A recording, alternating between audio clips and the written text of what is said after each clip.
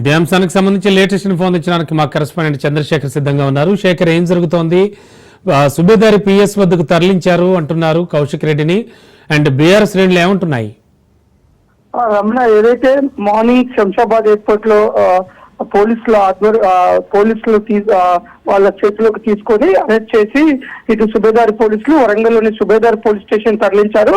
ఇక్కడ తనకు కొంత మెడికల్ గా కొంత వైద్య పరీక్షలు జరిపించిన తర్వాత ఇటు రిమాండ్ రిపోర్ట్ కూడా ప్రిపేర్ చేస్తున్న పరిస్థితి. ఏదైతే బీఆర్ఎస్ నాయకులు కూడా భారీగా ఈ సుబేదారి పోలీస్ స్టేషన్ కి రావడంతో కొంత మొత్తం పోలీస్ స్టేషన్ పరిసర అంతా కొంత ఉద్రిక్త వాతావరణం అయితే చోటు చేసుకుంది.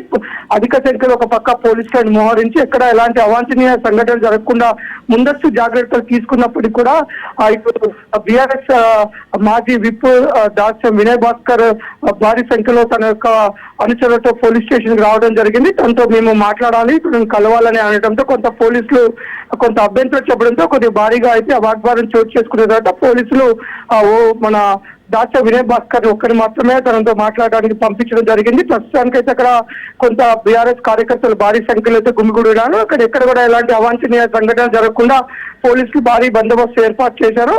ప్రస్తుతం రిమాండ్ రిపోర్ట్ ప్రిపేర్ చేస్తున్న పరిస్థితి. రిమాండ్ రిపోర్ట్ చేసిన తర్వాత వైద్య పరీక్షలకు పంపించి ఆ వైద్య పరీక్షల తదనంతరం తనని కోర్టులో ఈరోజు అదాలత్ లో ఉన్న కోర్టులో తనని ప్రవేశపెడతారని అంటున్నారు. కోర్టులో ప్రవేశపెట్టిన తర్వాత కోర్టు ఎలాంటి నిర్ణయం తీసుకుంటుంది, ఇటు పోలీసులకి ఏమన్నా ఇవ్వచ్చా లేదంటే కోర్టు రిమాండ్ చేయొచ్చా అనేది ఇదైతే ఉత్కంఠంగా జరుగుతుంది. ఒక పక్క బీఆర్ఎస్ నాయకులు అయితే ఇది ముమ్మాటికి కక్ష సాధింపు చర్యలో భాగంగా ఎవరైతే బీఆర్ఎస్ పార్టీ నాయకులు ఉన్నారో, ఎవరైతే ప్రజల తరఫున వాయిస్ రేజ్ చేస్తూ ఇటు ప్రభుత్వం చేస్తున్న అక్రమాలకు నిలదీస్తున్నారో వాళ్ళ మీద టార్గెట్ గా ఇట్లాంటి చర్యలు తీసుకుంటూ భయభ్రాంతులకు గురి చేయాలని, ఈ విధంగా తప్పుడు కేసులు నమోదు చేస్తూ భయభ్రాంతులకు గురి చేస్తుందని చెప్పేసి ఒక పక్క బీఆర్ఎస్ అధినాయకులతో పాటు ఆ బీఆర్ఎస్ ఉమ్మడి వరంగల్ జిల్లా నాయకులు కూడా ఒక పక్క ఆరోపణలు చేస్తున్నారు. ఏది ఏమైనా ఎలాంటి కేసులు పెట్టినా ఈ ప్రభుత్వం అక్రమాలపైన పోరాడేది లేదని మాత్రం ఇటు బీఆర్ఎస్ నాయకులు చెప్తున్నప్పటికీ ఇటు పోలీసులు చెప్తున్న ఒకటి 100% తను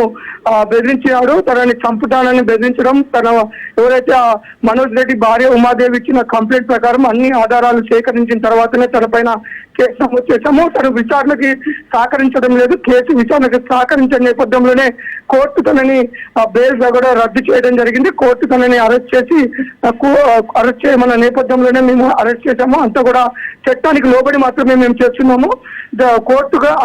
కోర్టులో ప్రవేశపెట్టిన తర్వాత కోర్టు తీర్పు ప్రకారం మేము నడుచుకుంటామని పోలీసులు చెప్తున్నారు. Ramana, okay, thank you Shekhar.